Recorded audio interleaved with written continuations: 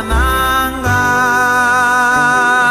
sika boyokanga pe boyika mpiko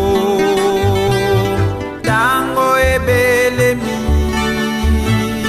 pwete bosepela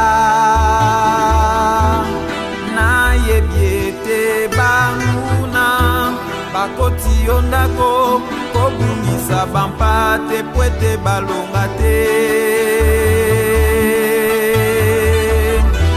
mibeko bolingo misala misengani na baponami bokonzi bomengo mpe olo biwelani na bakangi nzela bolonga mokili bolonga mokili bolonga mokili bana bolonga solo banyoka ya mabe kati na bino mobele na kimia boyika mpiko boyika mpiko boyika mpiko bana boyika mpiko kembona lakela bino solo ebelemi kimbangiste bana banga Alleluia esengo kimbangiste bana banga. Bonjour à tous et bienvenue à l'émission Le Parcours d'un Kimbanguiste, une émission qui s'évertue pour vous faire découvrir les potentialités dont disposent certaines personnes dans l'Église. Je suis Papa Tonto Dianato. Je suis très heureux de vous recevoir. Aujourd'hui, nous souhaitons partager un sujet au caractère politique, mais qui a été déclaré par un homme religieux. Nous allons mener notre réflexion autour de l'idée selon laquelle la démocratie est un cadeau empoisonné pour l'Afrique. Une déclaration qui a été faite par Papa Dianguemba Coutinho, premier chef spirituel de l'église kimbanguiste. C'était vers les années 1990, quand ce thème démocratie était en vogue. Mais avant cela, comme il est de coutume dans cette émission, chaque invité que nous recevons va devoir parler de son parcours religieux. Alors pour l'équipe directement, la rubrique de notre émission, mon parcours religieux. Ok, alors Papa Blanchard, mais quand vous êtes la mission de parcours religieux, d'abord, on s'est présenté pour que les téléspectateurs ou la biso, que non, l'élo, tu as bien les bords équité, tu as bien en Afrique du Sud. D'ailleurs, le qui n'a depuis l'introduction que la personne qui a une tendance naturelle à la prédication. Et puis, ça dit sur parcours religieux, quand est-ce que vous avez l'ingomba? Quelles sont les fonctions où vous assumez la carte à l'ingomba? Est-ce que c'est toujours le même environnement religieux où vous avez le banda na yango? Mais quand même, vous avez sur parcours religieux. Merci, papa journaliste. D'abord, l'invitation au Fessingaï pour nous aller honneur. Oyo Ratelki Asalina Mokola Lelo. Pour un parcours religieux nanga, je crois que je suis kimbanguiste dès ma naissance. Na botami, na famille des pères et des mères kimbanguistes. Na joie qui baptême l'église kimbanguiste na 1984. C'était à Bongola, Kinshasa. Mais na depuis là, entre 84 et 92, on ne comprenait pas très bien le kimbanguisme c'est quoi. Comme Natanga qui n'a d'école catholique, je m'étais donné aussi na église catholique. Mais ce n'est qu'en 1992, nous avons comprendre, parce que compréhension n'est que par rapport à ma question, où Rosette pose par rapport à mon contradiction de l'église kimbanguiste.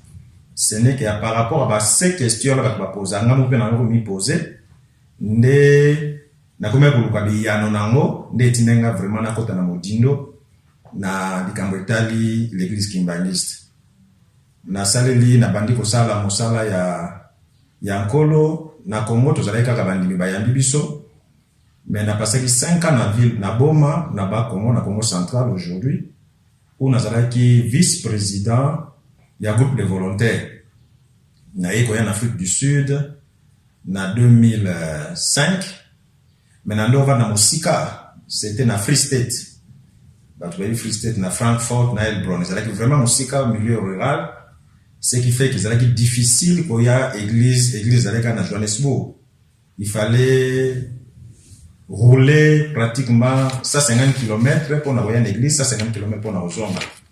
Ça n'a pas été facile, mais là, comme on a volonté zalaki, ndenza la grâce que en 2009, na yeko vana na ville à Eldeberg, il y a 60 km à Johannesburg, mais vraiment na yeko kota d'activité église, nde na komi kolandela ngo de près, na komi ko salela nkolo na ndenge koki. Tant na yaki na zalaki mon ndenge na lobby, na juba grade ecclésiastique presque nyonso na zanango awa. Na ngoma na biso watu bayebi, soki mon ndimamoni ezali mieux za malamu, apesa bango ba responsabilité na nkengi, wazali kwa mobateli ya bandimi. Na 2012, na yeko koma longi catéchiste, c'est-à-dire enseignant. Et puis na 2018, il a pris au chef spirituel, va nommer biso diacre et puis comptable paroissial. Donc depuis tout ce temps-là, nous avons diacre, na paroisse à Johannesburg, nous avons comptable, non seulement à paroisse, mais aussi nous avons la paix, nous avons sunga, na ko gérer mbongo ya lingomba na niveau ya nation, pour na niveau ya Afrique du Sud, à paroisse de Sanganaka, 2 fois na mbula, autour de la culte d'ensemble, pour na ko ba moyen ndenge ni to développer lingomba. Nde na yango na lisungi ya imo tata molio mosantu na mosala tozali ko sala ba furi na ngo ko monana pour église Kimbangisi en Afrique du Sud ezalaki reconnu depuis 2003. Tozali ko sambela tozali sika biso moko sambela te ezalaki le ko sambeli awa le ko sambeli kuna, mais depuis 2000 et comme une réalité le église Kimbangisi ça na adresse fixe na Johannesburg. Tozali na paroisse ya Rosentelville lelo kuna to songi mapango mibale na lisungi ya ba paroisse nyonso on ezali stratégie na biso ya ko développer lingomba to bandaki na Johannesburg et tozali kotala la Cape Town ba paroisse monsieur ko na loko la Durban na Pretoria. Voilà mon parcours na ngai na kati ya lingomba. Merci. Ok, Papa Blanchard, tu l'as dit, on a beaucoup de gens sur le parcours religieux. Mais question, il y a un parcours religieux. Il y a tout au long du parcours religieux. Et là, on est motivé parce que quand tout le monde a vraiment que non, c'est la vente na bolingo. Ni ne motive ou bien ni ne motive que c'est la marque Papa Simon qui m'a on a bolingo za na. Ndenge na lobaki na introduction na ngai ceux qui ont comprendre message à Papa Simon Kimbangu et aux la motivation parce que souci ezali le loba tout monde qui le barake Mandela c'est le plus vieux prisonnier du monde, alors que Papa Simon Kimbangu Mandela ça a 27 ans, Papa Simon Kimbangu ça a 30 ans. Alors la question ezali ya sali 30 ans na lisumu na sala ki mabeni na sala ki tant que on comprendre sens il y a message na ezali ka liberté à Motomwindo, bonsomi à Motomwindo sur tous les plans, plan spirituel, plan politique, plan économique, plan social.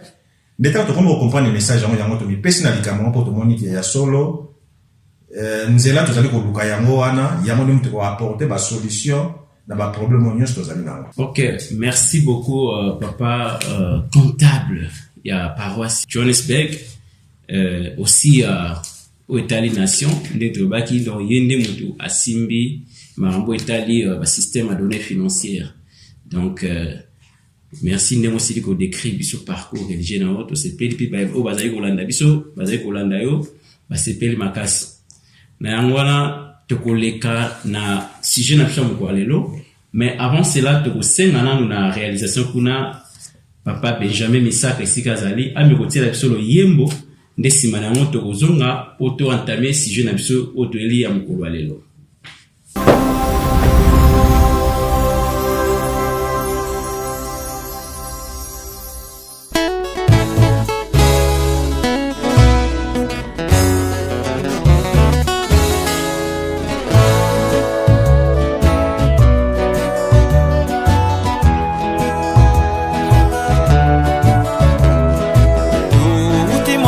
Kapoto koma mokolo lelo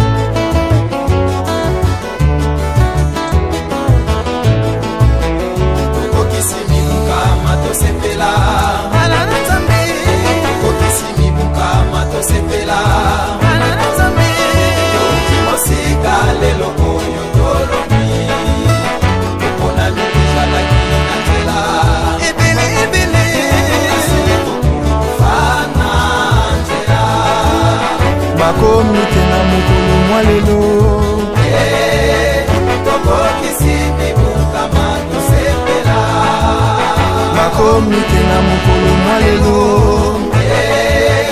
tokokisi mibukama tosepela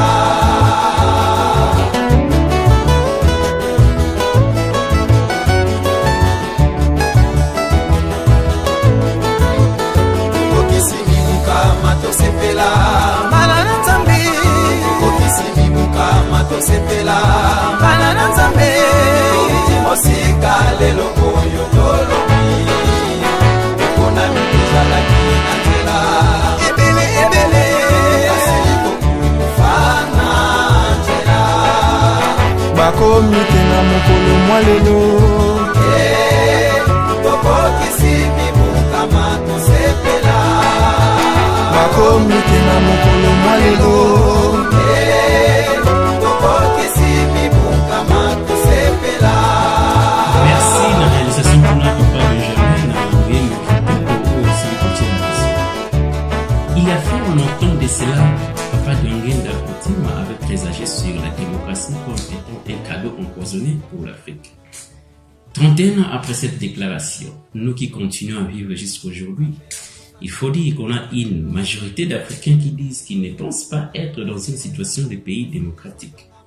Donc il y a une aspiration à la démocratie, mais dans la réalité, ils voient un décalage entre l'idéal démocratique et les pratiques politiques réelles qui s'éloignent de la démocratie. Alors, Papa Blanchard, selon Papa Diangenda, la démocratie telle qu'introduite chez nous, donc en Afrique, est un cadeau empoisonné pour l'Afrique. 31 ans après cette déclaration, est-ce que Papa Diangenda n'avait-il pas raison? Par rapport à Makamoué, tout le monde a dit en Afrique, et aussi Mbarate. Merci, papa journaliste. Je pense que problématique au papa Diangenda Pozaki est d'une profondeur qu'il ne faudrait pas négliger. Parce que démocratie telle que nous la connaissons, ça apparaît comme c'est le meilleur système de gouvernement dans le monde. C'est pour cela qu'on voit les nations dites démocratiques, occidentales particulièrement, ils veulent imposer la démocratie en Afrique. Alors dire que la démocratie c'est un cadeau empoisonné, j'aimerais total la démocratie nous a d'abord nini. Quels sont les avantages de la démocratie, n'a pas des avantages non. Et tu regardes la problématique n'a se permettre lui surtout que nous l'anzela wana. Nous savons que la démocratie telle que définie, on dit c'est le gouvernement du peuple par le peuple. C'est-à-dire c'est un système politique de gouvernement où tout pouvoir émane du peuple. C'est-à-dire c'est le peuple qui est souverain, qui détient, qui est détenteur du pouvoir.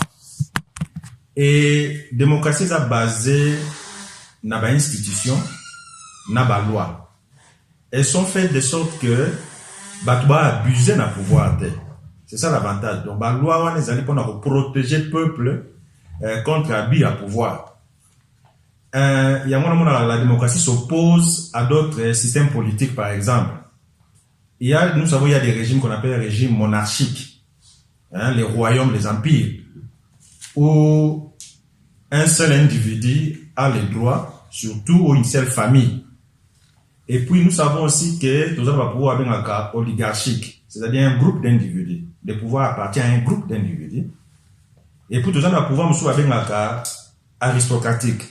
Là, on donne plus d'importance aux intellectuels. Élite, moko boye, bamou, bapesa mela, responsabilité, il y a pour diriger mboka. Et puis, il y a aussi tout ça, un système dictatorial.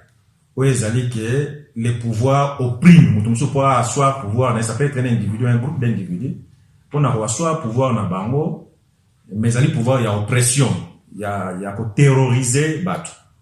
Alors, sur la démocratie, c'est le peuple. Avantage de la démocratie, c'est l'alternance du pouvoir. C'est le peuple choisi, dirigeant, pour répondre à l'aspiration.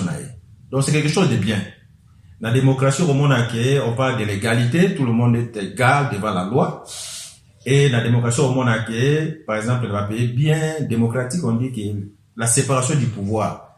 Parce que le pays, c'est les politiques ou l'exécutif qui domine sur les législatifs, c'est-à-dire les parlements qui dominent sur la justice.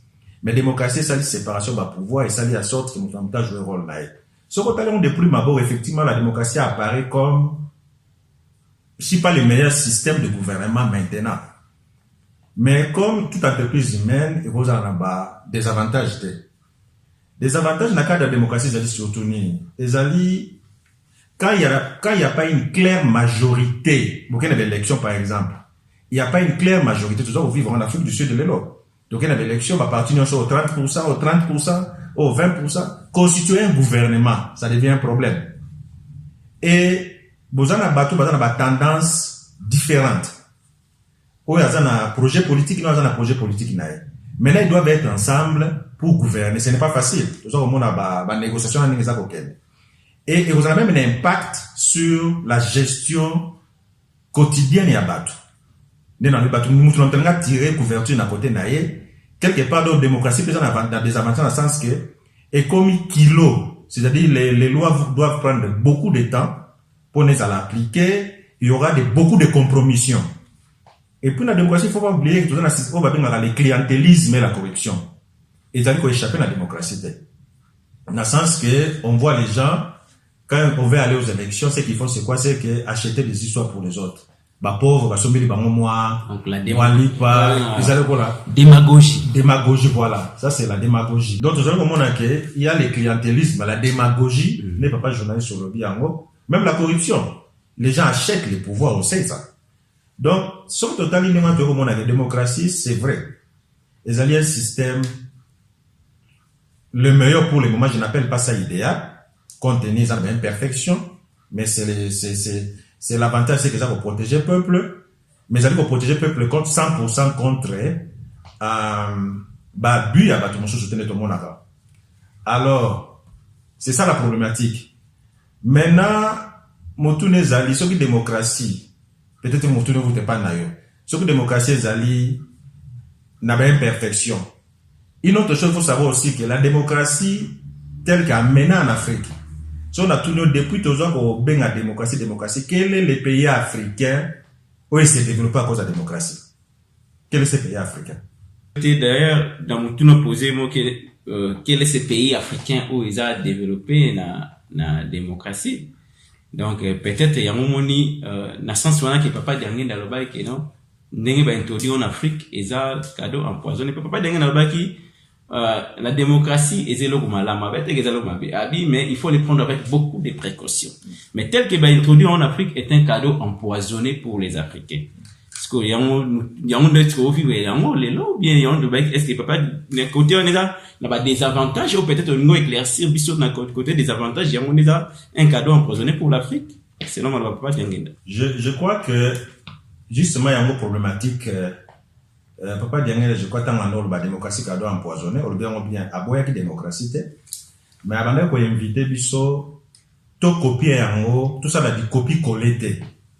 Voilà. Le problème de l'Africain, c'est que l'Africain ne se définit pas lui-même. L'Africain, ils en ont faut toujours ça que n'est n'a pas vivre. Alors que nous n'avons pas les mêmes mœurs, nous n'avons pas les mêmes aspirations. La réalité occidentale, c'est la réalité n'a pas sauté. Depuis les années 90, autonomie démocratie en gros, c'était une seule nation africaine qui s'est développée à cause de la démocratie. C'est ça la difficulté que nous avons. Donc, Papa Diangé a voulu seulement attirer notre attention sur le fait que, souvenez-vous, vivre Papa Diangé qui autodétermination. Est-ce qu'il faut que la système de gouvernement? Bisso autodéterminé. Et puis, si on a même démocratie, on va pays dit démocratique. Est-ce que la démocratie est une panacée? Est-ce que même Bambo est résout de tous les problèmes? Tu as dit que les États-Unis, par exemple, les modèles de la démocratie dans le parce que la démocratie américaine, il y a un siècle, mais est-ce que les États-Unis, tout le monde se retrouve?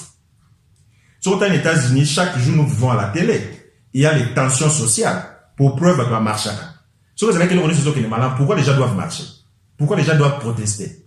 Si on est aux États-Unis, les inégalités sociales, surtout les Noirs, comment les Noirs, jusqu'à ce jour, Ils sont opprimés. Tout le monde qui mort, il y a Floyd, mais salaki, et ça les moqueling, si moqueling. Donc, la démocratie, même na bango moko, ils ont déjà solution mais sur le même en Afrique, les pays qui disent qu'ils sont des nations démocratiques, mais ce sont des pays qui créent des guerres en Afrique. Ce sont des pays qui créent des conflits en Afrique. Surtout les guerres en Afrique, les guerres en Moyen-Orient. Ils ont des guerres pour contrôler la richesse. Soit pétrole, la richesse naturelle, c'est ça. Alors, donc, démocratie, c'est seulement sur un territoire, on a bien besoin de nation démocratique. Oh, bon, parce que, maman, la démocratie, les pouvoirs doivent être pris par la voie des élections. Par la voie des élections. Mais nous savons aussi que les coups d'État en Afrique sont organisés par les pays démocratiques. Donc, par exemple, les démocrates sont basés dans Mboka na Bango, sont basés dans démocrate. Justement, la problématique, papa, de la poser à moi. Est-ce que le système, il y a des systèmes photocopiés? Quand les gens, même la démocratie, ce que je n'aime pas dans la démocratie, c'est l'idée opposition. Opposition, les lois 10 000 euros, l'opposition 10 000 euros là, dans l'opposition en Afrique, ce sont des injures. Ce sont des injures, les gens qui se battent dans le Parlement. Est-ce que on est allé par valeur africaine? On voit des jeunes gens qui ne respectent pas les aînés. Est-ce que on est par valeur africaine? Ils ont pas valeur africaine, les gens diront non, démocratie en Afrique, parce que c'est mal appliqué. Mais dans l'activité même dans la nation, il y a déjà mal appliqué. Parce qu'il y a des protestations, il y a des marches chaque jour. Démocratie, on dit c'est la voix de la majorité. Est-ce que vous êtes sûr que la majorité a toujours raison? C'est vrai, démocratie, on dit c'est la décision, parce que tout le peuple ne peut pas penser de la même manière, c'est clair. On prend la majorité, on essaie de protéger la minorité. Mais question là, tout toujours, est-ce que la majorité a toujours raison? Peut-être que c'est autant de plus loin, la majorité a toujours raison. Charles, papa comptable, ndenge ozali ko mekempe ko décortiquer si j'ai nation ko la question de poso totuna kio par rapport papa dernier ndenge alobek la démocratie un cadeau empoisonné pour l'Afrique. Donc tozali ko ba toujours quand la question na biso mais ko soit élément mon akati ndenge alobek même ba mo kuna sika démocratie banda où ils ont modèle la gouvernance dans le monde, il y a toujours des problèmes. D'ailleurs, moi, pour la Bango, ancien premier ministre britannique, comme les acquis, Churchill, Winston, il y a le non, elle était le pire système. Donc, so, il y a déjà bien eu démocratie, c'est le pire système. Donc, bon, tant que bénéficier en Afrique, il y a un monde, tout le monde a dit, depuis démocratie et en Afrique, malgré l'alternance, au monde où alternance, c'est ça la même. Plutôt, au monde, élection, ça mais il n'y a pas l'alternance. Au moins, élection démocratique et ça, mais la guerre, la coup d'État toujours pour dire que non, en Afrique, en tout cas, ils ont un système moko boé, peut-être que vous copier dans le sens qu'il ne peut pas aller dans le lobby qui dans le sens où intervenant à moko à lobby. Donc, les problèmes en Afrique, c'est, nous devons toujours, nous avons l'habitude de copier. Nous avons tendance à faire effectivement ce que les autres font, sans nous demander si ça nous convient convenablement. Photo Luca, quelle approche qui nous convient? Quelle est notre identité? C'est ça. Donc voilà. Maintenant, Papa Blanchard et Sabisso, quelle voix peut-elle sonner l'Afrique pour se libérer? Merci, Papa journaliste. Justement, je crois que même sans ces émissions, Nabisso, ils allaient avoir. Essayer, pas se critiquer, c'est une chose. Mais quelles sont les voies, les solutions que nous proposons? Je crois que ça, c'est ce qui est le plus important. Mais je crois que il faut toujours une histoire. Histoire, la vie à battre, c'est très importante que nous négligeons souvent. Parce que l'histoire permet à la total d'analyser le passé même vos alaki et vous permet de comprendre le présent et puis vous projeter l'avenir. Maintenant, tu dis que la démocratie souvent vague dans les années 80, les années 90. Mais avant ça, nous vivions comment? Est-ce que la manière d'Africain va vivre est toujours ma paix? Je donne un exemple, j'ai dit la démocratie n'est pas une panacée, ce n'est pas une baguette magique qui résout tous les problèmes. On a même vu des pays africains qui stable, tango qui mouké dans le système minier qu'on a une dictature, mais le bas pire. Ce qu'on a Libye à Kadhafi n'est stable. On sait même que dans la Libye, même les étudiants, à un moment, ils ont marché parce qu'ils n'avaient pas de parking. Ça veut dire que chaque étudiant qui a un anniversaire a une voiture. À un moment, ils ont marché parce qu'ils n'avaient pas de parking. Le lot Libye comparé à notre démocratie depuis Kadhafi a pouffé. Irak, c'est même. Est-ce que, surtout la Chine, les Occidentaux vont dire que ce n'est pas un pays démocratique. Mais la Chine a allé parmi la puissance économique et militaire. Les Chinois ont allé belé dans mon climat pour faire la tête. Alors que ceux qui dans les pays d'Europe, même les États-Unis, il y a des gens qui manquent à manger. D'ailleurs, Covid et l'accès qui sont disparité. On a même vu que les gens allaient donner les Américains de la nourriture parce qu'ils n'avaient pas de la nourriture. Alors que la Chine, je ne pense pas qu'il y a malgré plus d'1 milliard de population, il y a un problème à relier. Donc, le problème de l'Africain, le problème que l'Africain doit se poser, la question, Ezali, nous devons chercher les systèmes mieux adaptés dans la réalité pour résoudre nos problèmes. Voilà les meilleurs systèmes. Les meilleurs systèmes à gouvernement, Ezali système est capable de résoudre les problèmes et à bateau. Ezali système il y a copier. Nous devons stopper de faire du copier-coller. Mais nous devons trouver un système où ils allaient adapter la réalité pour nous permettre de résoudre les problèmes. D'après cet exemple, la Chine est une nation démocratique, mais la Chine n'a rien envié à la France. Où va prendre égalité, liberté, fraternité. La Chine n'a rien envié à la France. Je peux même aller, la Chine n'a rien envié aux États-Unis. L'Arabie Saoudite, est-ce que c'est une nation démocratique? Mais l'Arabie Saoudite n'a rien envié presque dans tous les pays européens. Voilà. Donc, il faudrait que l'Africain a se définir alors un système ni aux alliés conforme à l'aspiration et de là à trouver la solution. C'est ça le meilleur système qu'il faut chercher. C'est ça le meilleur système que l'Africain doit chercher. Mais dans le Baki, il faut toujours une histoire. Avant l'ère précoloniale, avant que les colons aient, si on a par exemple, il y a le royaume Congo, par exemple. C'était un royaume qui prospère. Ils ont trouvé des routes, ils ont trouvé il n'y avait pas de maladies comme aujourd'hui. C'était un royaume prospère. Mais force n'a pas besoin qu'il y ait un roi. Force du royaume Congo, c'est une organisation du royaume Congo. Je parle du royaume Congo, c'est un royaume proche de la mission de Yebi. Mais je vois qu'ils sont valables dans le pays au Cuba, tout ça. Ezali, l'autorité suprême, l'autorité politique, il ne jouait pas seulement un rôle politique. Il jouait un rôle même religieux.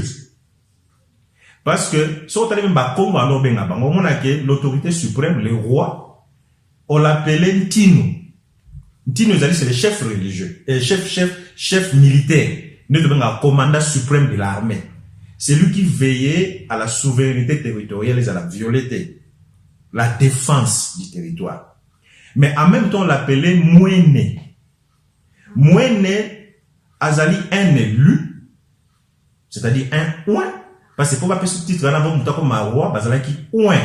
Azali qui n'a bateau, Azali qui initie, Azali qui initie, Azali qui n'a fonction sacerdotale, le rôle a un prêtre.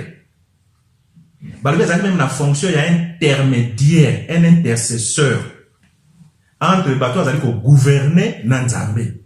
Les gens pouvaient dire bateau gouverner dans l'ancêtre. C'est-à-dire que pour tout problème, on consulter leur divinité. Donc c'était une fonction en même temps sacrée, divine. C'est-à-dire qu'il parlait avec Dieu, il communiquait Nzambi en Pungu. A Pessie Maloba, il y a un rotambo samokili. En même temps, c'est lui qui s'occupe du social, de l'administration.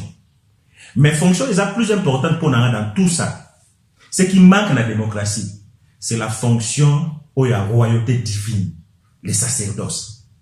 Donc le roi dans le royaume Congo, qui est un prêtre. C'est ça qu'on retrouve exactement dans la Bible. Au moment où la Bible, dans Israël particulièrement, Israël qui n'est. Israël pour nous dans la roi, qui un ouin. Sauf par exemple Moïse. Moïse c'est le Moïse qui est en Israël, Naboum. Qui en même temps un chef religieux, un chef politique, mais c'était un prophète. Un prophète c'est celui Azak a un message pas t'attendre. Le prophète Azali interprète qui t'attendre.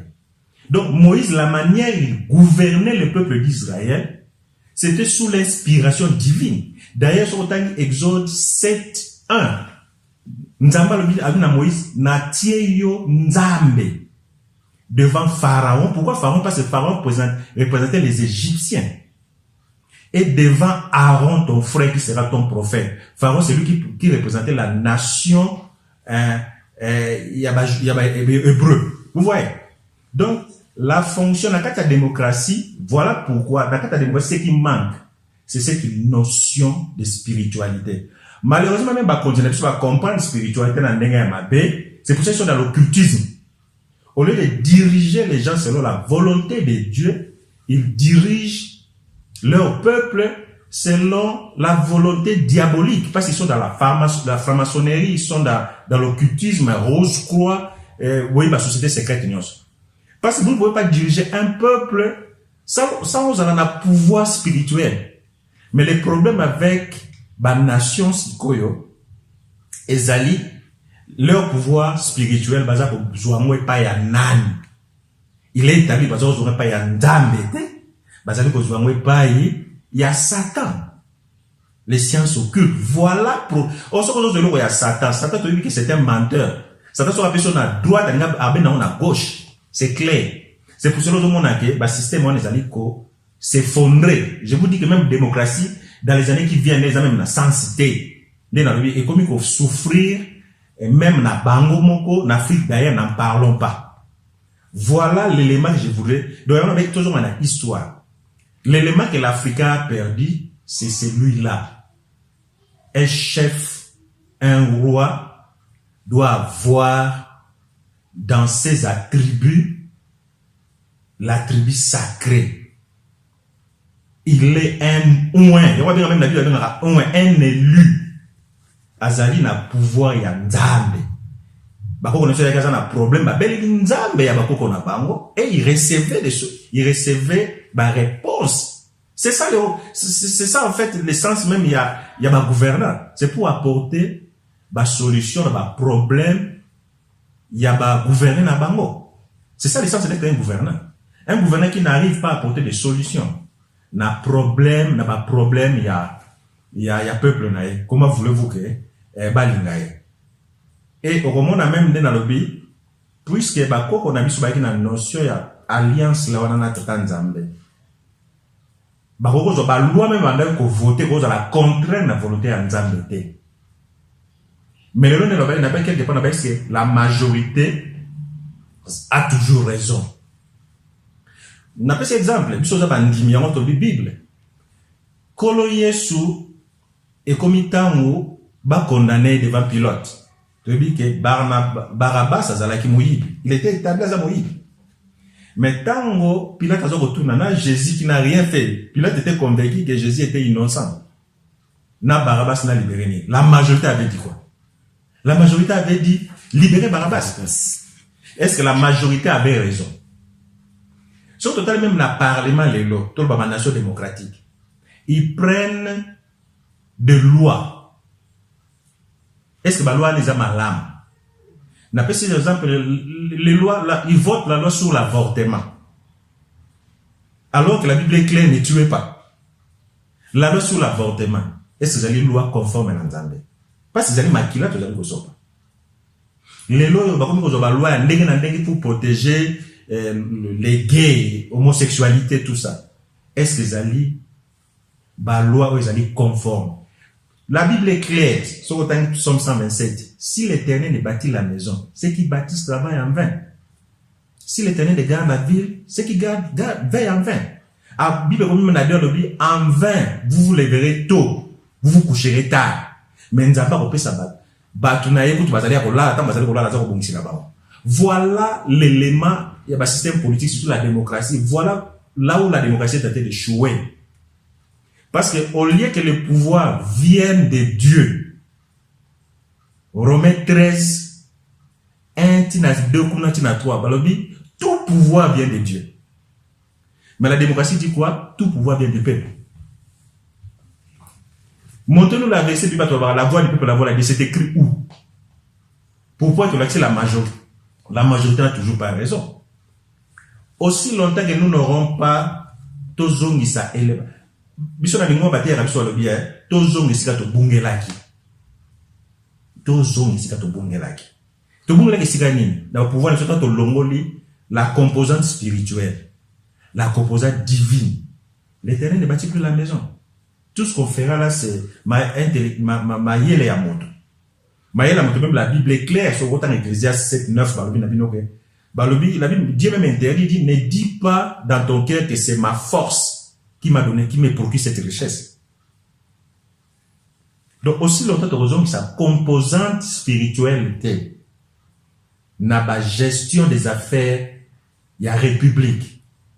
Nous n'irons rien. Aussi longtemps que les autorités politiques seront déconnectées du pouvoir spirituel, on n'ira nulle part. On le bien, on sort d'élection, mais restez aux années. Élection après élection, il n'y a rien. 5 ans après, il n'y a rien. 5 ans après, des situations, dans la situation dans les pays africains, mais le mingi. Tant que tu as une dictature selon les Occidentaux, les pays sont mieux que les autres. Les pays sont mieux que les autres. On a pris exemple à Kadhafi, on a pris exemple, même si on continue, même aujourd'hui, on a vu il y a 30 ans, on a un tissu économique complètement délabré. Au nom de quoi? Au nom de la démocratie. Et c'est faut continuer quand on est là. Donc, une de vos alliés, il faut zoner sa autorité en Zambie. Est-ce que Nzamba le bagate? Nzamba le bagate. Est-ce que Nzamba le bagate? Ah, le bagate. Parce que Nzambé, je crois que, nous avons tout le temps la version très importante. Ouais, c'est très important. Pour les émissions religieuses, tout le temps la version est très importante. Comme ça, ils savent bien, papa me contente la verset biblique, on a. Merci papa journaliste. Nous avons tout le temps là, mon candidat à Deutéronome, chapitre 32, verset 8. Bible le Bible, tout le temps, on a combattu mon accommodio centre.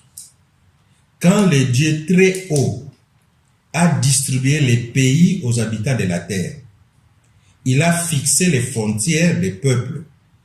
Il a confié chaque peuple sous l'autorité d'un être céleste. Je crois que place to bungeli za yangowa. Place to bungeli ni narobaki, tata nzambe si nous sommes d'accord que tata mokileze à tata nzambe. Ba kondina biso de babi tout pouvoir vient de Dieu. Ba tumi ba ba contester que loko na moko ezako ko appuyer ba conduire auto bazali ko sala mabe. Mais en réalité, tout pouvoir, bon ou mauvais, vient de Dieu. Mais la façon de gérer ne vient pas de Dieu. Les hommes d'Azali choisi par Dieu pour gouverner Moka Songolo. Mais ce qui est si baba qui sinaye. Autant que Moka c'est la volonté de Dieu, il y a Nzambete. Mais Nzambe ça s'attendait sur la question na balabon na gauche à botol. Nzambe peut s'attendre sur la na ngi oponayo. Tata Songolo Tamusa Mokilo pour 10 ans. À cause de la temps. Mais il y a autant de Moka et que Dieu est d'accord avec ta façon de gouverner. Quoi que le pouvoir vienne de lui. Parce que, et quand à la hasard, un pays, il y a plus de 50 millions, il y a 100 millions de gens, out of nothing, en anglais, a un pouvoir, vous passez à la hasard. Pourquoi ils aillent aux abattus sauter? Donc, quelque part, effectivement, la Bible est claire que tout pouvoir vient de Dieu. D'ailleurs, la Bible continue dans Romains 13, on a dit, celui qui s'oppose à l'autorité établie, on a dit comme opposition. Celui qui s'oppose à l'autorité établie s'oppose à Dieu. Et Dieu va les punir. Biloko il y a opposition. Il y a la Bible, même la Bible, les alliés à noir, la Bible, les alliés à noir. Parce que ça, pour se marier, n'a pas coutume, n'a pas. L'opposition n'a jamais existé, n'a pas royaume, n'a pas. Nous, on trouvait des solutions, on faisait ce qu'on appelle les parables. C'était les consensus qui dominaient. C'était pas la majorité, les consensus. De Koutami, de débattre, pour l'intérêt en boca, voilà, de la mais ils étaient inspirés. Ils se référaient toujours à la composante divine spirituelle. Mais il n'y a pas divine, pas spirituelle, pas spiritualité, qui s'y fait la spiritualité. Mais la composante divine. Donc, nous avons un alors bien clairement, quand Dieu a partagé Quand Dieu a mis les frontières dans ma belle il a mis les frontières. Donc on a attaqué chaque peuple sous l'autorité d'un être céleste. Chaque peuple sous l'autorité d'un être céleste.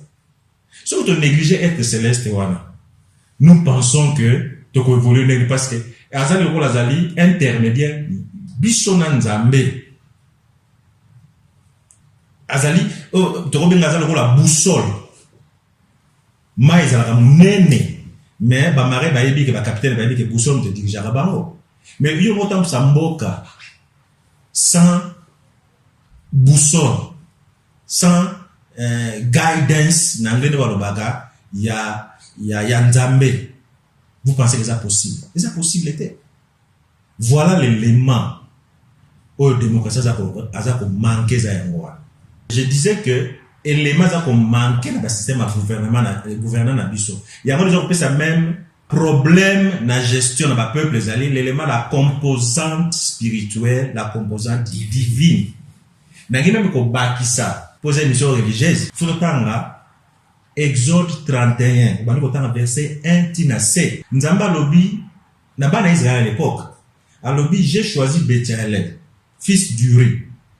Je l'ai rempli de l'esprit de Dieu, l'esprit de sagesse, l'esprit d'intelligence, l'esprit qui va nous procurer la capacité de faire, d'inventer toute chose, de faire tout ouvrage. Donc, vous voyez, c'est l'esprit de Dieu sur le côté quand il a montré ça, invention.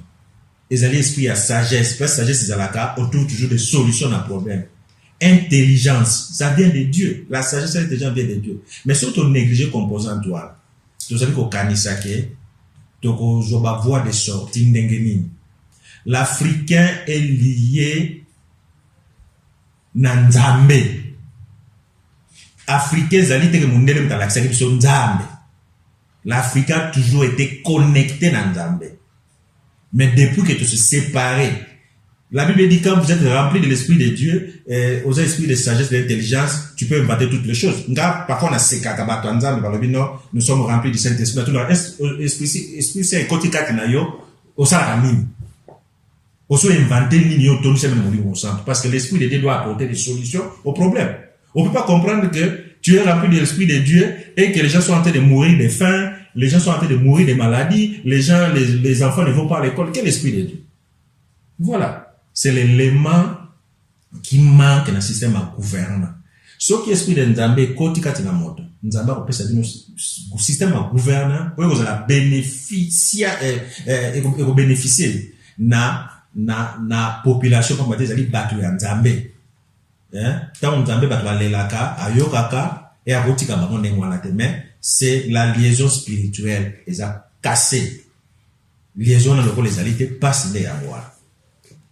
Merci Papa Blanchard ndenge o décortiquer les biso yango voani ninde to poser quelques questions au Afrique et ko sonde pour essayer de libérer nakanisi bande ko bazola na biso kuna pa besoin de bandako bozo joue vraiment ba détail sur détail les papa zali ko pese la biso africain de souffrir mingi ba le biso système vous avez système occidentaux, la démocratie, en Afrique. Parce qu'il faut que la on ne peut pas dire que est un cadeau empoisonné. C'est-à-dire, où tu es quelque part, qui dans un un cadeau empoisonné pour l'Afrique. Quand l'Afrique, tu as la valeur et c'est une copier de où est allé Bapaya. Mais quand on a Papa Blanchard, na mutuna tutuna qui est sur l'Hollandais bien, donc ils allaient voix divine. Ou peut-être Afrique, de Rikolanda, pour tous se libérer. Parce que même sur le temps dans la Bible, roi David, roi d'Israël, a déjà qui Israël, toujours la bonne Zambé, a se confié qui est pas à Tatan Zambé, pour avoir à l'aise na ko diriger naï. À chaque fois il y avait un problème, il faut consulter Tatan Zambé. Sur la Monique, il faut qu'il y ait des ba Philistin. Il faut consulter Nzambe, ceux qui n'ont pas payé avant, n'étant au Kende, et puis à Londres. Mais c'est ça le problème, et pas les dirigeants, moi, chaque fois, africain, est-ce que, consulter Tata Nzambe, pour diriger Bamboka ou Afrique. Et mon papa Blanchard a dit que non, La seule voie où Afrique doit se libérer, c'est la voie divine. Bonzambe, tozonga na ndenga kala ndenge, ba royaume Congo ezalaki un royaume bien organisé, un royaume démocratie ezalaki. Donc, en tout cas, tu continues toujours, tous à la brancher, et monsieur allez continuer avec intervenant sur mon collègue, l'une des intervenants qui est vraiment un prédicateur, ou allez décortiquer les bisous, la thème sur mon collègue, la démocratie, un cadeau empoisonné pour l'Afrique. Néanmoins, tu peux même distinguer, tu sais, on a la régie, la réalisation, on a papa Benjamin. Ah, mais quand tu as la bisous sur moi, élément bien, le yembo moi qui toque aussi, maintenant, on est continuer. Na intervenant na biso ya mokolo lelo kama ezalimi chola mambe ezalimi kasi toki makochola mawana te bakopesa yo raison même bana mingi na kati na banda kuna bino batata na bino na mama na bino balingi bino disusu te pana nino koti yandi wana moyo yandi wana lendo yandi wana ngolo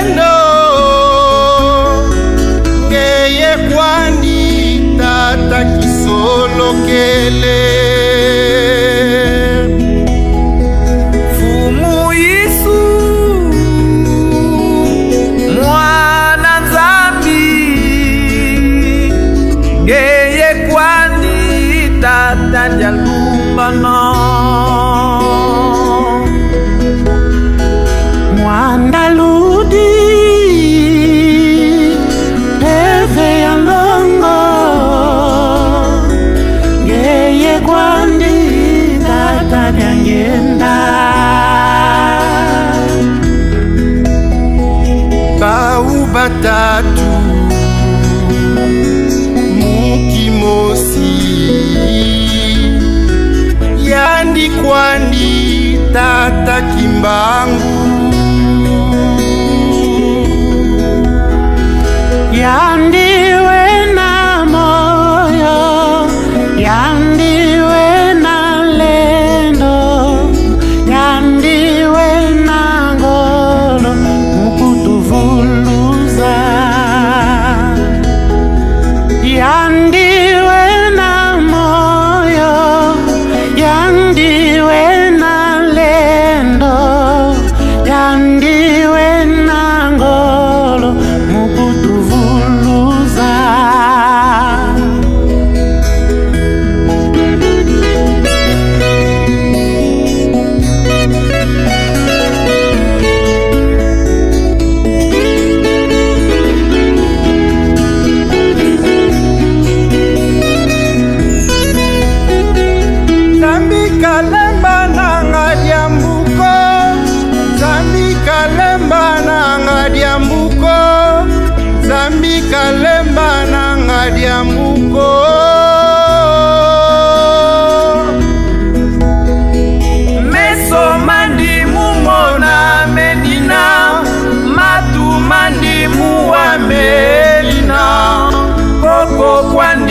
kwena lufiko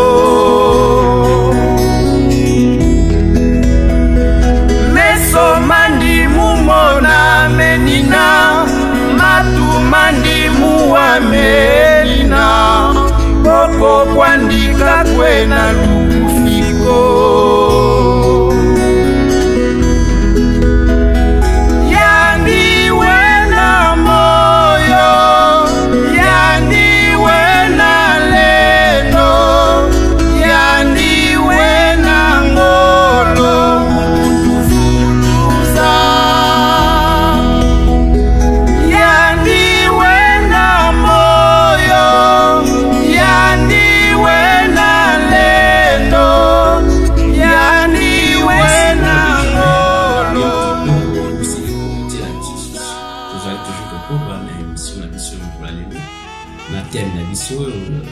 la démocratie est un cadeau empoisonné pour l'Afrique. Avec toujours mon intervenant du jour, Papa Blanchard, ici tout le monde. Nakanisi, ni totalité d'Afrique. Qu'est-ce qu'on n'a pas fait en Afrique? Et le voilà mon professeur Théophile Obenga. L'Afrique a vu un système, une dictature. Ou mon chef, président africain. En Afrique, on a eu un président premier avec un premier vice-président, deuxième vice-président, donc un pays avec 4 présidents. Donc, ni to salité en Afrique. Alors, ni sengeli to sala. Nakani si tozui réponse c'est pas intervenant. Donc, l'Afrique peut bien sonder la voie divine pour se libérer. Bonzambe, Nebo, Etamboussa, pays na biso Afrique. Pour biso, donc, faut connexion spirituelle. Tout ça déconnecté spirituellement. Il y a un système où il y a un système, il y a occidentaux, il y a biso, et aussi, jamais na biso africain. Parce que biso, il y a un moté. C'est pas l'approche qui nous convient. C'est pas notre identité. Voilà, il y a un moté ici, les nôtres toujours souffrir. L'Afrique n'avance toujours pas. Il y a un mot, n'a habité Papa Blanchard. Question, il y a Souka, peut-être, dernière question. Est-ce que l'intention, parce que tu as dit que non, si dans tout le débat qui n'a démocratie en Afrique, est-ce que l'intention était bonne à l'Occident d'influencer son modèle de gouvernance en Afrique? Merci papa na motuna na yo. Balobaka on reconnaît l'arbre par ses fruits. Tu peux juger motuna ba intention te, mais je crois que erreur occidentaux, mais erreur sud-africain, c'est que les alliés, c'est que les sont à même pied d'égalité. Ils sont même, d'abord pour appliquer le principe de la démocratie en Afrique. Parce que le principe, il y a ma casse la démocratie, c'est l'égalité. Est-ce que va considérer que c'est un monde? Ça, c'est la grande question. Va considérer que parce que tout ce qu'il faut, c'est nous maintenir sous leur domination. C'est ce qu'ils font. Nous maintenir sous leur domination. Surtout ceux qui vraiment sincères, est-ce que les Africains vraiment ont besoin d'Occidentaux? Ce sont eux qui ont besoin de nous. Parce que la richesse, il y a mon kilio. Nous avons évité que le développement na bango ezali grâce à la richesse il y a mon kilio, il y a besoin en Afrique. Donc, intention, on a jugé, on a intention de n'avoir pas fruit na bango, n'a pas fruit na on va échouer. Parce que comme j'avais dit tantôt, aux alateurs qui aux nations démocratiques, et puis aux alliés kolingate bamsu bazala lokola bino. Et puis deuxièmement, l'Africain doit s'autodéterminer, doit chercher son identité, to bimana voix parce que ezalo kola na technologie. Ba milieu ba na génération. Sauf que monde ba pesi bino loko, bino zo mona ya sika, ba on va déjà na 3e 4e génération. Et surtout kanisi que développer mes années ligne droite, to tikala ko zo ka bango jamais. Au contraire, les gaps entre Bangon et Bissau pour se creuser davantage, pour se creuser. Afrique, il faut avoir des sorties propres à elle-même. Il faut avoir des sorties. Il faut des sorties de visage de spirituel. Oh, bon, la chose pas y a bon spirituel, parce que l'occultisme pour preuve, la plupart des présidents africains sont investir. À quel moment on a pas tout dans le Korani? Bakela tabakaza kawana. Bakaza kawana, et comme marcher dans l'être céleste T. Et comme marché te et à moi azali ko silisa mayele justement bakondi ole bakondi ba sosolake biloko balati ezali kosalisa bango te ezali kosalisa mboka te mais continue à persister dans l'erreur tout à fait normal nde na lobby c'est pour ça même les lois bazali kozoza ba lois iniques ce sont des lois contre la volonté divine donc moi je ne juge pas les intentions je ne veux pas dire que les intentions sont bonnes ou mauvaises mais je constate seulement que ba fruit il y a ba fait geste na bango ezali kolakisa déjà que bazana posa même surtout dans la démocratie wana te. Très bien, Papa Blanchard. Donc, fruit, donc, ils ont l'accès biso to ikozala la modèle ya gouvernance na bango tele de baki moko na bango moko ta critique système yango. Churchill Winston, ancien premier ministre britannique, a dit c'est la pire. Plutôt la démocratie, elle était le pire des systèmes. Voilà, nous sommes tous arrivés à la fin de notre émission.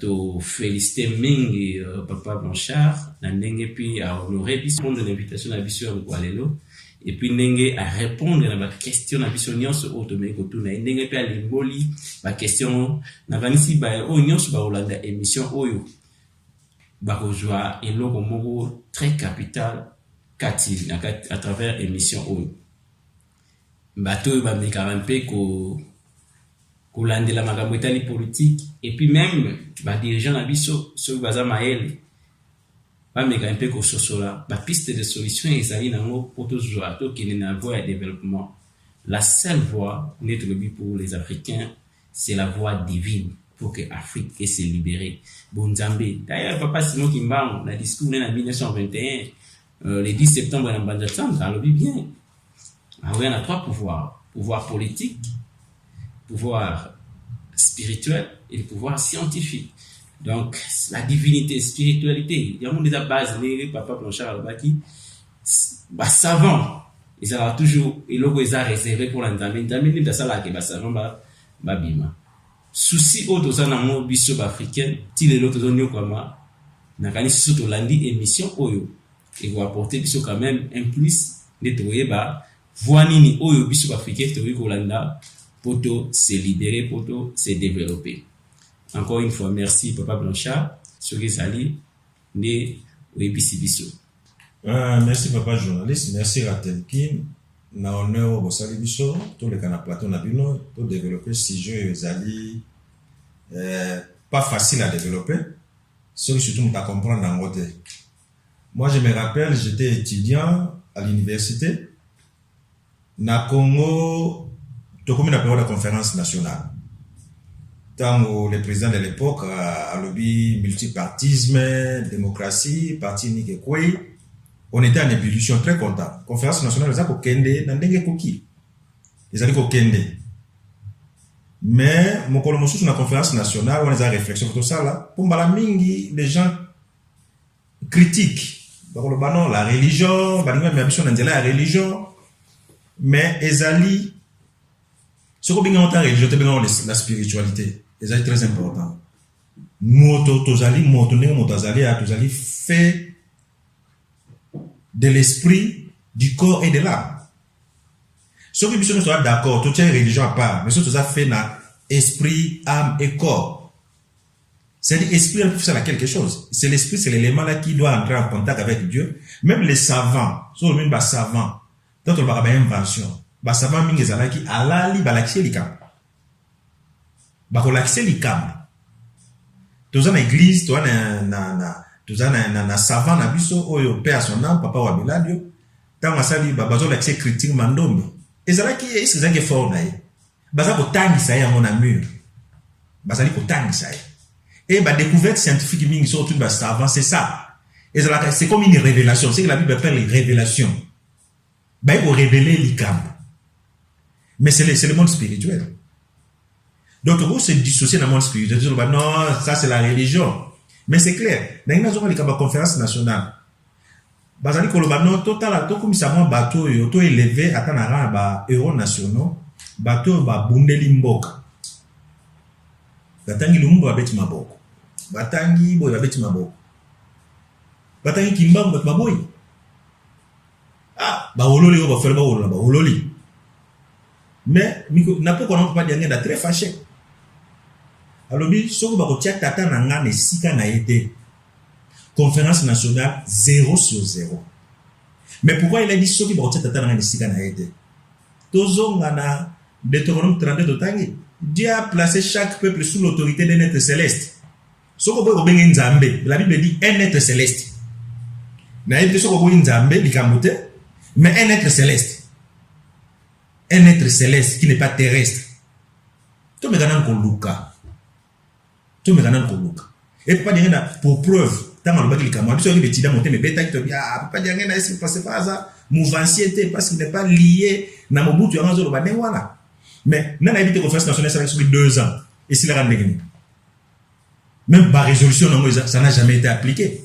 Mbongo nation bima batamaele ba bima d'ailleurs il a même ajouté alors on ne se voit tiens makele le kuna. Muto ko pouvoir au Talibanda asa même na salle de la conférence nationale té. Tout na rappel na la capacité de prononcer makamona ba précision et le cameroun salami.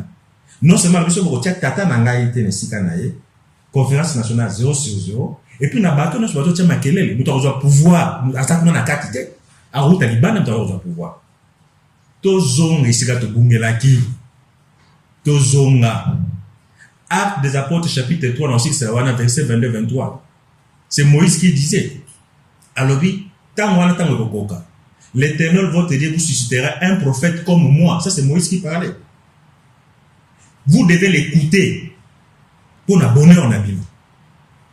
Biso de écouter le prophète. Prophète Azali, le lo kimba mou batwaza d'accord, au moins le lo baza d'accord. Ba ko d'accord l'église kimbangi, c'était baza d'accord le lo kimba mou c'est le prophète incontesté. Prophète c'est un interprète. Spokesperson en anglais. Ayoka katata nzambe à transmettre. Tout me kana ozonga pena maloba na ye. Tomeki va former l'union, to sali limité. Tomeki va former l'union. Quand vous allez au Simbaté un moment, to zonga totala. Pour asalaxi moi bilo galaxy za ba véracité ça la qui total nando. Est-ce que yé nzamba za na schéma mon côté. RDC Zali c'est un pays stratégique. Mais batamu kilibalobi que ceux qui Congo se développer, l'Afrique ne se développera pas. L'Afrique a la forme d'un revolver dans la gâchette se trouve au Congo, ce Congo se démarrer, l'Afrique va démarrer. Pour quelle raison carte géographique et Afrique il y a Congo il faut demander Israël maloba nkolo Yesu le royaume de Sévou sera enlevé sera donné à une autre nation batu le Congo ata ba passer muso ba kimbangisti ba non Congo c'est un paradis c'est un mboka la mboka nyo soute ezali mboka moko spécial nzamba za na plan nango azali na être céleste to ba guider batu ya solo papa journaliste, au moment que papa Diangena non seulement a averti Sakibiso que toute la démocratie locale a une panacée et on peut résoudre le problème de Biso mingi, Malinga qui a rappelé Biso ce qui est important. Ce qui est important, c'est que il faut mokondi. D'être tout pouvoir vient de Dieu. Il faudrait que Motoana azala na molimo ya Nzambe katinaye. La composante qui manque dans le système de gouvernement, c'est la composante spirituelle où ils ont négligé la relation Nanzambe. Même dans Israël, au monde que les patriarches nyonso, ils ont Abraham, ils ont Moïse, toke na ba juge, tout le monde ba Samuel, ba Saoul, donc même na ba roi, tout le monde David, Salomon, ba toana nyonso bazalaki non seulement ba homme politique mais bazalaki aussi plus ba homme religieux bazalaki ba prophète bazalaki ba porte-parole ya Nzambe bando tambusa batu na mayele na bangote mais bazalaki na mayele ya tata Nzambe azako loba na bango pesa ba instruction yango bango communiquer na peuple et puis toyebi bazalaki nation forte ndenge moko lelo composante spirituelle photozong sango na bakoko na biso na royaume Congo ezalaki na bi moine titre ya roi ezalaki moine pour dire qu'azalaki na pouvoir non seulement politique mais sacerdotal azalaki prêtre azalaki intermédiaire entre Nzambe na ba gouverner. Alors biso loko to perdre yangwana mais malheureusement Satan toujours à cause sarabatu ba continuer biso ba continuer occultisme pour na combler vide wana ba continuer occultisme mais biso toyebi po nzela papa diange na linga biso tozonga na nzela ya Nzambe relation zonga na Nzambe so molimo wa Nzambe vandi kati na biso tobe moni keza molimo epesaka sagesse intelligence et opesa yo ba capacité ya ko inventer ya ko produire soki molimo wa Nzambe za kati na moto wana kozala moto na mibeko akotambola na mibeko ya tata Nzambe so mutatambola na mibeko ya tata Nzambe balua bakoko voter même na ba parlement na moko zala balua contraire ya volonté ya Nzambe te to pesa exemple balua ba parlement comme ozola biso sur l'avortement eza ko boma balua sur l'homosexualité ko protéger bango et comment vanter tout ça babiloko nyonso zali contraire na volonté tata Nzambe alors que molimo tata Nzambe so zakati na moto la zala moto na mibeko et mibeko wane ko protéger même population za ko tambusa contre kanda ya Nzambe akozala savadi so akozala moto na bolingo so butana bolingo osala moninga mabete pasi ye na mokili lelo ba population za ko souffrir po ba konzi na biso na bolingo te baza be égoïste bolingo ezalité baza na ba enrichissement rapide et facile baza ko tala kaka makambo na bango moko na ba famille na bango baza na posa ya bato mosusu te po bolingo ezalité mutana bolingo asala ka moto mabete mokana Nzambe lobi linga moninga na ndeko zoko milinga yo moko soko linga ka moninga na yo okosala mabete et puis so molimo Nzambe vandi kati na moto kozala moto na moto na misala po tata Nzambe linga ba paresse te oso bato ba mipesi na mosala ya solo ke mosala surtout tata Nzambe pa moli yango azali fondation de tomonga na Psaume 127 mosala ne kozala amener prospérité na mboka ne kozala forte kozala une nation forte yango papa diangenda a résumé ki nyonso wana ba pesa biso nzela non seulement il a posé la problématique ya koloba c'est un cadeau empoisonné mais pesa biso déjà nzela nini otokoko bimana na liburu na ba souffrance toza nango bolingo mibeko misala voilà non seulement il a posé la problématique mais il a apporté la solution toluka Nzambe tozonga na Nzambe na volonté ya Nzambe ba koko na biso ezalaki kesoko beleli aza ko pesa solution mais bana zali ko kufa bazali ko lamuka na kombo kaka ko benga ya pamba mwana lamuki kimbangu za fula mafua mwana lamuki so to zongi neloko to bungisaki to zongi sika to bungelaki to komona ke prospérité et kozala su makasi na biso te mais kozala tata Nzambe azali ko sala kati na biso banzela nyonso ko fungwama nyonso ko koma facile na komba tata mwana pe molimo santo merci beaucoup papa Blanchard. Nous sommes arrivés à la fin de cette émission le parcours d'un kimbanguiste. En tout cas, tous ici, grand merci Nina papa Benjamin Misaka, Ozaki derrière la caméra, la réalisation. En tout cas, na musala munene ko papa Ozali ko sala, tikete to pasimo kimbangu kiangani sa divinité a pambolayo pour la musala munene. Tous ici de sous matondo mingi et pas yemoko yawolesi. Tata molimo sans papa Simon kimbangu kiangani ni a permettre tokuta mokolo lelo pour réaliser émission nene auto sana mokolo lelo. Encore une fois pour tous, merci encore à papa comptable papa Diak Blanchard Baïsitunda ndenge ayeko répondre. Peut aussi ko développer thème nene oyo lo bamaki e papa Diangenda aloba yango kala trentaine yango depuis aloba a déclarer likambo oyo. Donc ezaki lo mo ya mutuya nakanisi tokukuta lisusu mbala sima pour la mission bo continuer toujours ko landa biso les parcours d'un kimbangiste ezali pour la biso nyonso ezali pour la moto nyonso. Donc ba numéro na biso ya contact et vous allez afficher na ces écran ce que vous avez besoin na biso ou bengi biso contacter biso et de se fixer rendez-vous de toya pour faire passer émission. Une fois encore, merci Nabino Nyonso pour disposer tant Nabino pour la Rolanda émission le parcours d'un Kimbanguiste. Nakanisi, on se retrouve encore pour la prochaine édition. Bye bye.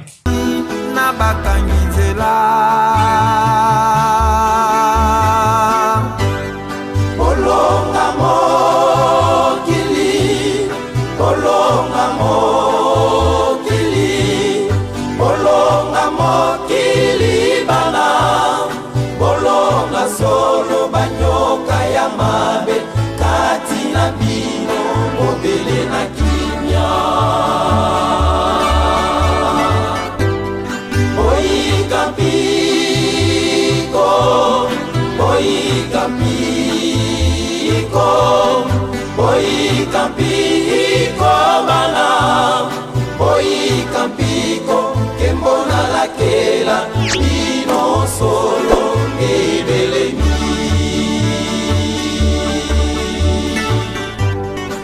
kimbangiste bana banga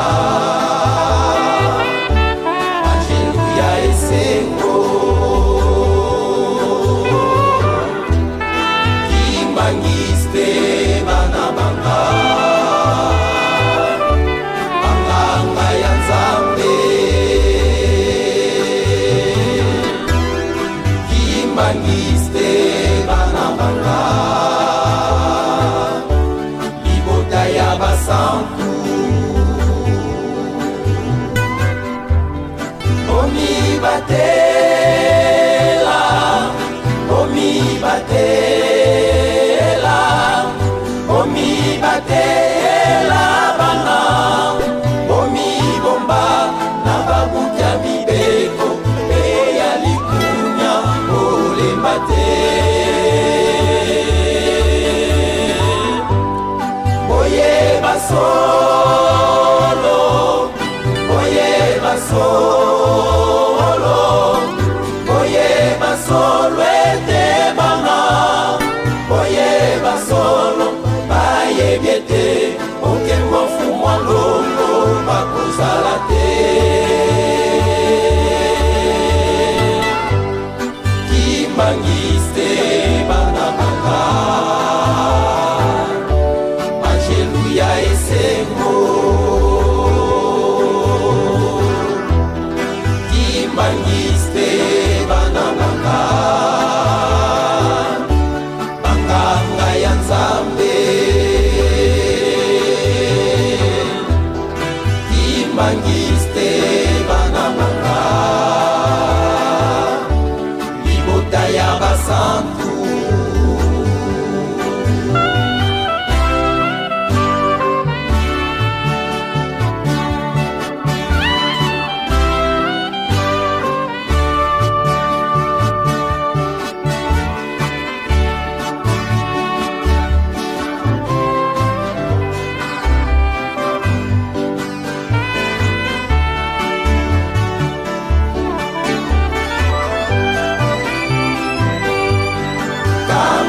Yeluselemi ya sika ekutanelo ya mabota makouta bipai biso ona kotosa yo moindo elonga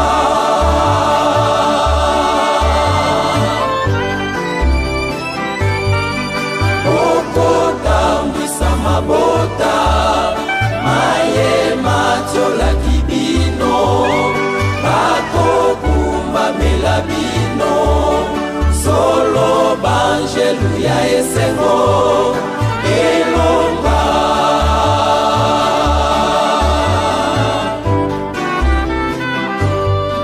fumwa longwakanisi bino akobangwisa binzoli ekokitisela binonguya bokongenga lokola myoto elonga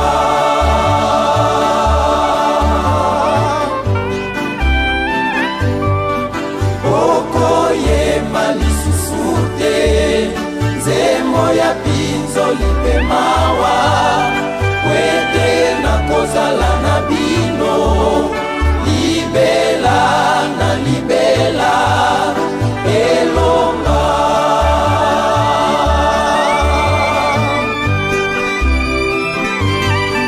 bana banga boyika mpiko bolingo mibeko misala bomitungisa na bino te mizali nanga na motema elonga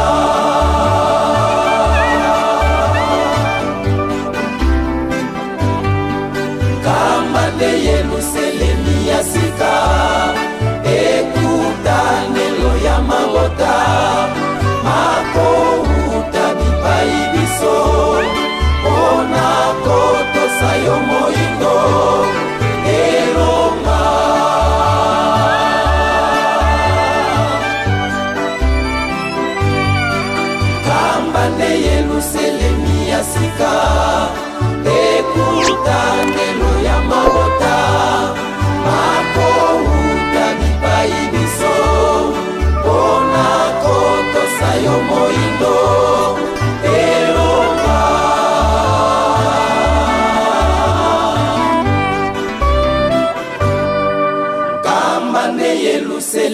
ya sika ekutanelo ya mabota makouta bipai biso ona kotosa yo moindo elonga